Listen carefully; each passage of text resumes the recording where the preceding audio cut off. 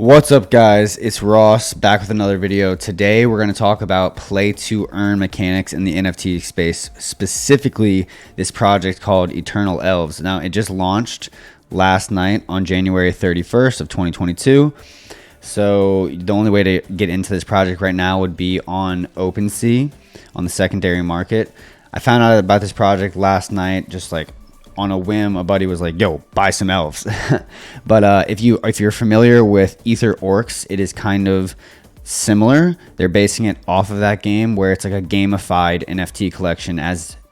So when you send these characters on campaign missions, they come back at higher levels or with like weapons, armor, and items type of thing, or weapons and items, and then you can add them to your NFT to make it more rare and worth more. So right now the highest last sale are on some of these Woodborn elves, which is the skin color, which we're selling for almost 2 Ethereum. So they have different classes: Druids, Rangers, and Assassins. Let's go over to their white paper and check it out.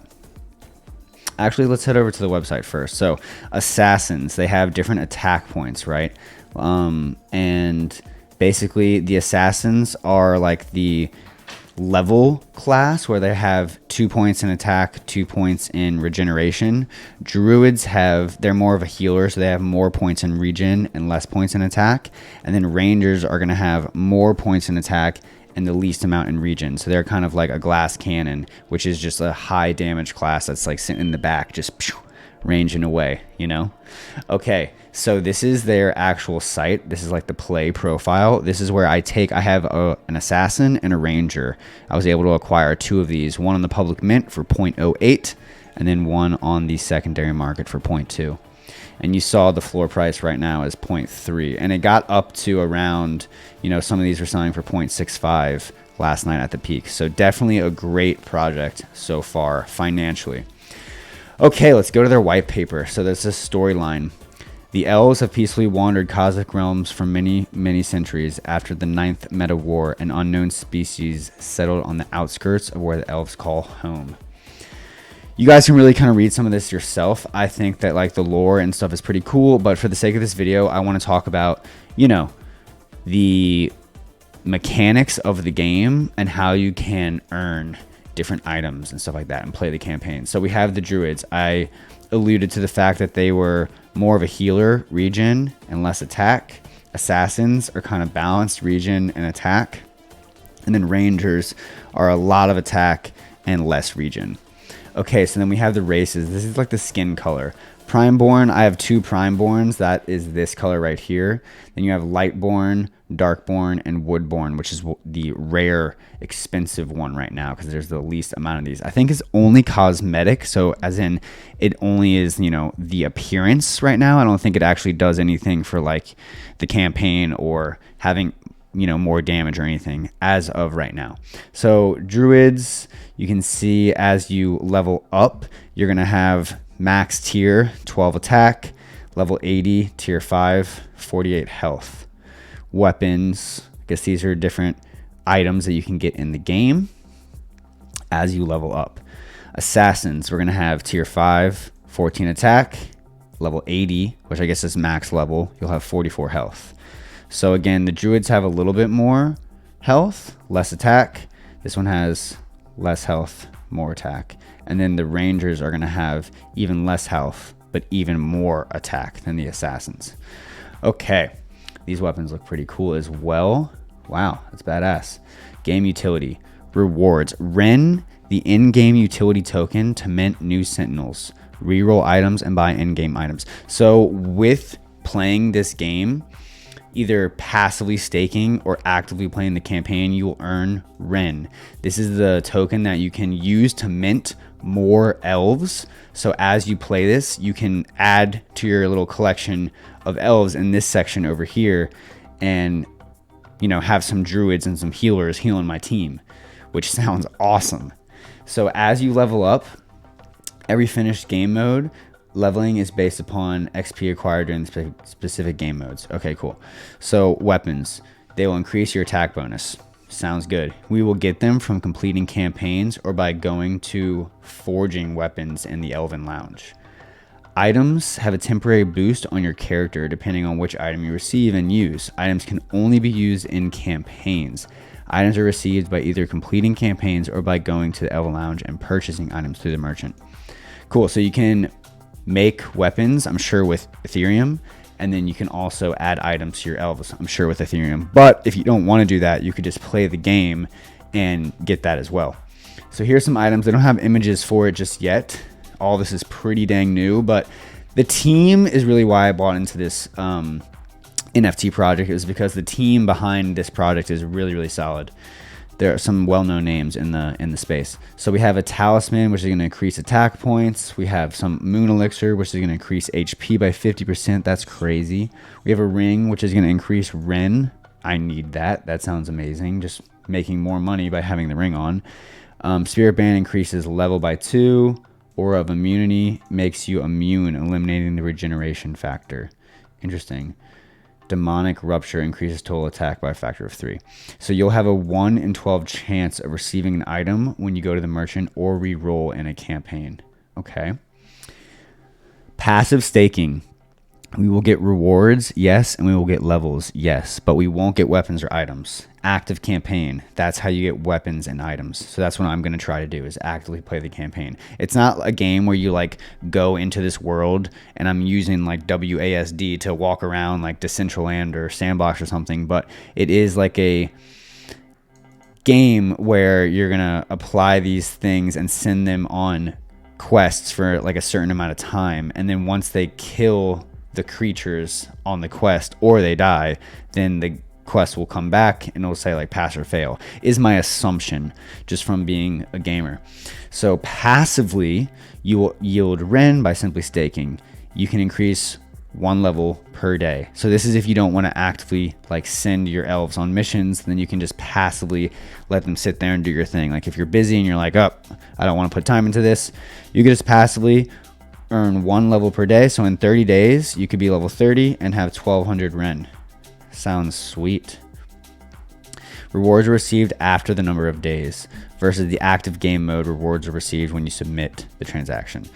Active game modes. These are dependent on the following. Leveling, you gain 3 levels after completing a campaign or a bloodthirst, and the character total attack points will increase with weapons.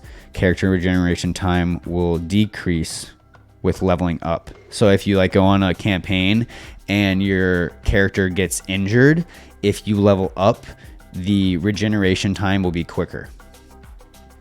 Sectors based on creature health points. So yeah, if you just kill all the mobs or the creatures in the sector, then you win and it comes back.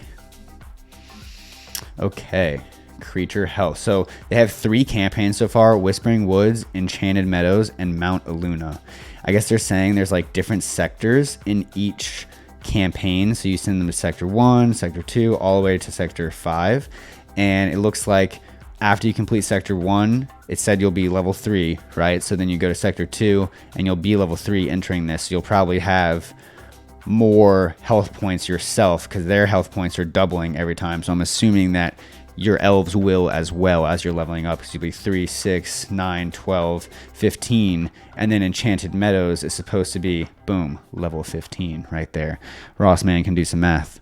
So it looks like we just kind of go through the campaign. It will take some time to get all the way to Sector 5 at 180, which is, I mean, I'll be like a swole elf by then. Probably have like a druid elf just healing my boys, or my boy and girl elf over here. Okay, so level requirement, we went through that a little bit. Creature supply, level 6,000. I don't know what that means. Whispering Woods, level 6,000. Like, what? I have to kill 6,000 creatures? Are you kidding me? I don't think that's what that means. I don't know. Campaign rewards. We'll get 10 XP or something. Weapon probability. Level 1 through 19. On tier 1, we'll get 70% probability of getting a weapon. Cool. When we go to tier 2, it's a 20%. Then when we're a higher level, tier 1, maybe get a weapon. Tier 2, probably. Higher level, tier 3. So you have to like kind of go up each tier to get that 70% probability of getting a weapon. Forging from the lounge, probability values may change in the future. Interesting. Health points, level 3 plus 2 Sentinel. Okay, that's some math we're gonna have to do here. This is very interesting. This is what we're gonna have to like figure out: health and attack, and then creature health points. See page 15.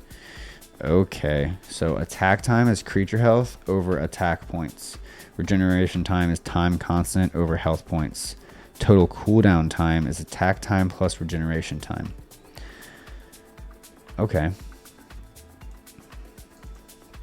This is very interesting, guys. We're going to have to come back to this and maybe make a more detailed video on the actual gameplay mechanics that I plan to do while playing this game. I just wanted to introduce it to you guys. So there will be a total of 6,666 Sentinels and 2,222 Genesis. The initial supply will be 3,300 minted at mint price, which is what I got in on the public sale last night. Then the remaining Sentinels will be minted with Ren. So you can still mint one of these initial Sentinels, but you have to have Ren to be able to do that, and you get Ren from staking or playing with this game. 3,300 starting level 1. If you use more Ren, you can instantly get a level 80. Is that how that's working right now? Because they're gonna have, yeah, a little extra. So it's saying Ren. Oh, okay. So if I spend 60 Ren, I'll start at level 3. If I spend 180 Ren, I'll start at level 5. Okay, I understand. So I could maybe just instantly mint a level 80 if I like acquire a lot of Ren. Interesting. Elders mint supply to be determined. These are probably going to be worth a lot. Owning one Sentinel will give you the ability to mint one Genesis depending on how many wild holders there are. You will need another piece other than Ren to mint the Elders Genesis. So having an elf, I'll be able to get an Elder in the future. This is really cool. I like how they're alluding to a lot of like future utility and things that are going to happen. Plus this game is very in depth. I haven't seen something like this other than Ether Orcs so far. So there'll be a layer 1 asset, which means all secondary sales will be on the Ethereum mainnet. We also are very vigilant with gas savings, and we believe that having one of the most optimized gas contracts. Yeah, whenever I minted this last night, I paid like $50 in gas, and I just pressed the button instantly. I didn't even care, and it was really quick. Like I was saying, so they modeled Ether Orcs. They changed the NFT game with their model, which was inspired by the Anonymized project. Most people don't understand the value of having NFTs 100% on-chain, let alone have gamified rarity. We use a lot of elements from Ether Orcs, especially the inventory manager and image compression, which is very efficient for what we wanted to do with Ethernal Elves. Really cool. So they talk about some other big name projects like Furballs. Neo Tokyo is massive. Azuki has been crushing. So, you know, they definitely have some good leaders that they're following in the footsteps of. And I think that this project is going to be really, really cool. So this is not a real-time game, but it's an on-chain NFT project with gamification that will forever live on the blockchain. Play-to-earn mechanics, you will earn Ren. We've talked about this, and you can use that to mint additional NFTs, which can be valuable. Guys, always do your own research. I mean, that's what, you know, I'm kind of helping you do right now as going through this white paper. I think that the website is super, super cool. You know, I come here and it talks about, you know, the supply, who I have. I haven't done anything with them yet, but the game is going to start in just a few hours. So I'm going to get into it and we'll make some more content as I go. But I'm really excited for this game. I hope you guys learned something. I hope you guys enjoyed this. As always, like the video, subscribe, comment what you want to see next, or comment what you think you might do with your elves if you acquire some in terms of campaign. Like, do I send one elf alone, or do I send them together, or just send as many as I can? Because they said you can send unlimited elves on campaigns together. So we'll see what happens. Good luck. Do your own research. And one more thing. Fitness is the key to developing a hard mind, and a hard mind is something that you need to be able to take on life, not with just, you know, finances and making crazy calls with these NFTs and spending lots of money on JPEGs. But seriously, guys, like, to get to a place of confidence and mental resiliency and being self-empowered, it takes committing to yourself and taking action and just trying to better yourself every single day. And that's what I want to promote on this channel. Besides NFTs and cryptos and financial, things. I want to promote fitness, positivity, mental health, and just building an awesome community. So with that, like the video, and I'll see you in the next one.